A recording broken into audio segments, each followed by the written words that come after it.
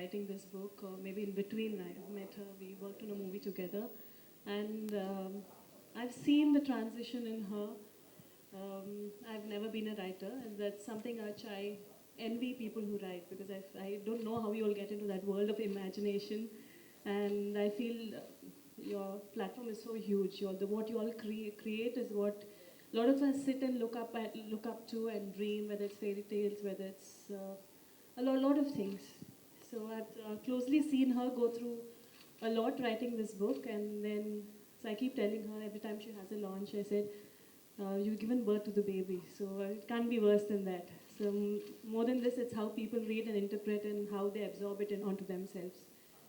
Um, Now, and I want to thank everyone here to be a part of this, friends, family, a lot of people from the industry, media, and thanks for having me here.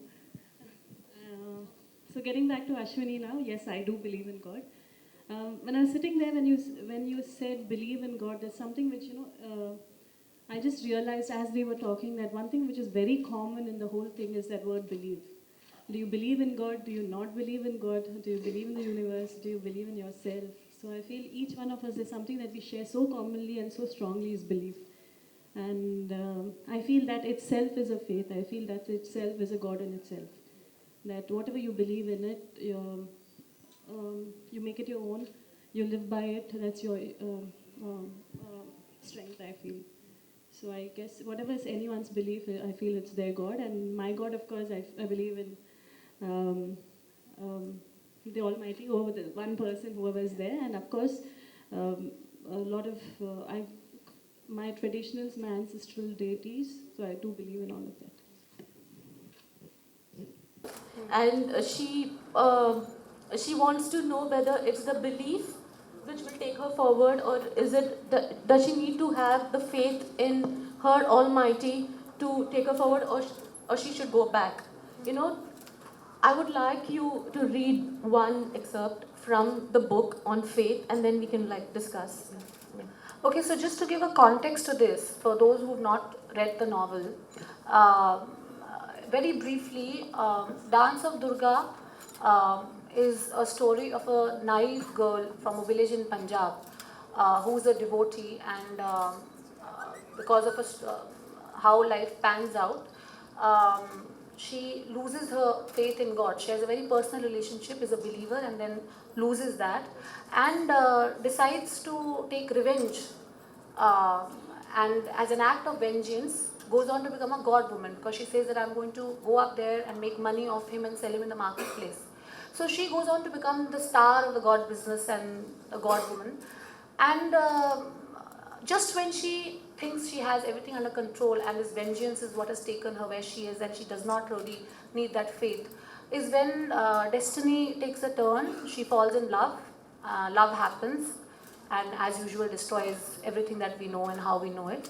And she comes to a point where she has to choose between faith and faithlessness. She has to decide what her path is going to be. Is she going to continue being the way she is, or is it time for a change? Is it time for embracing faith? Is it time for questioning what she's been believing so far? So, in a nutshell, that's the story. And the paragraph that I'm going to read right now. Okay, I'll just give the mic. Just before we get into the story, I want to share something. I'm not someone who's an avid reader.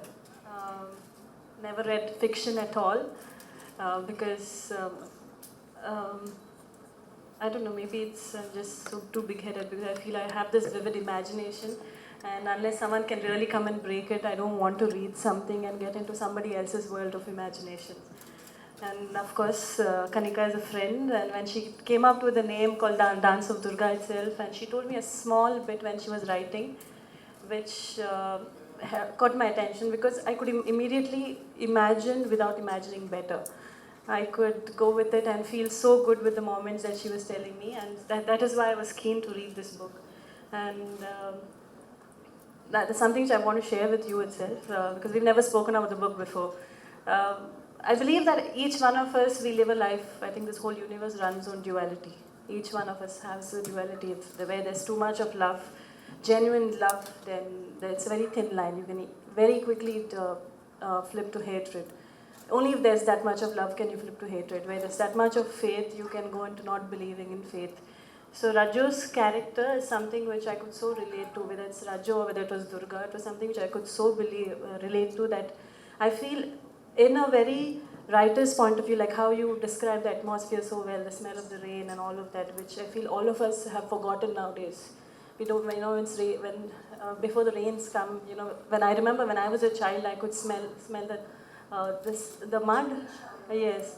And as I've grown up, you get busy in your life and you forget that. Similarly, as people, we tend to forget the emotions and what we go through.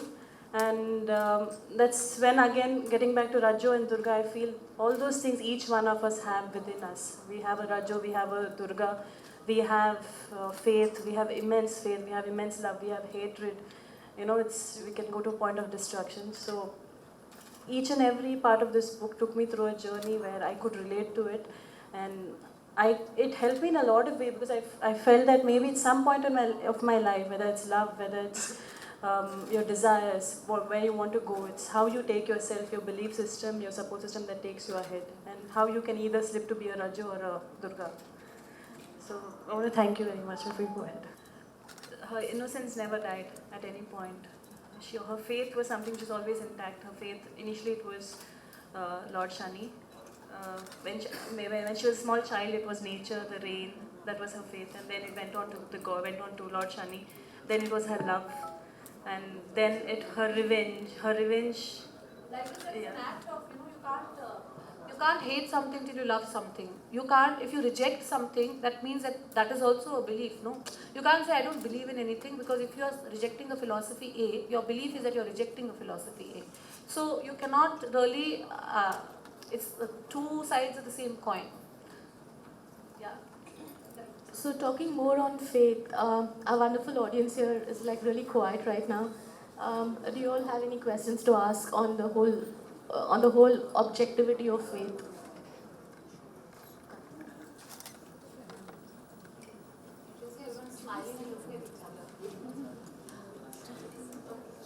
So we'll move on.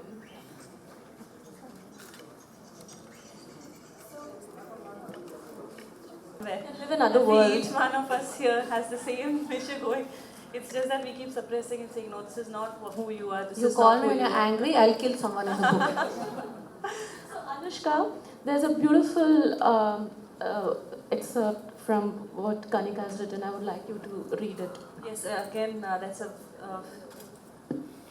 Just give a little. that's a bit I really that's something which it's one of my personal favorites, because love is something, I guess, like what you all spoke about. It's something which we can never do without, and when we are in it, it always makes our world upside down, whatever kind. And personally, I feel love is all about growth, because I feel each one of us as beings are here to evolve, and it's a part of a growth. The partners come together to grow together, and then it's your choice either to grow together or fall apart. And the first time when we meet each other, and somehow we take each other for granted. After a few years, we see a lot of other new things around. We just want to.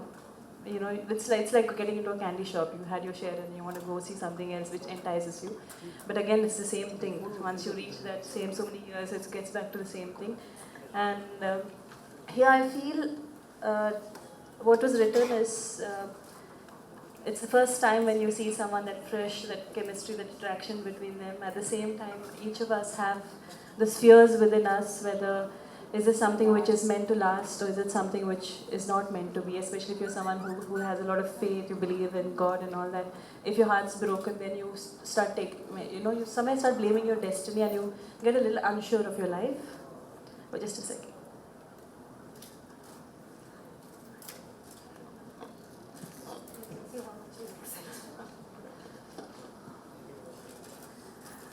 They sat amongst the ruins next to the stream. A star-shaped desire like a zephyr lily grew between them. They stood watching side by side, and then just like that, he reached out to her, and she held his gaze. He bent down and kissed her. Hesitant at first, Raju parted her mouth. gently to allow his cinnamon and cigarette doused tongue to enter her.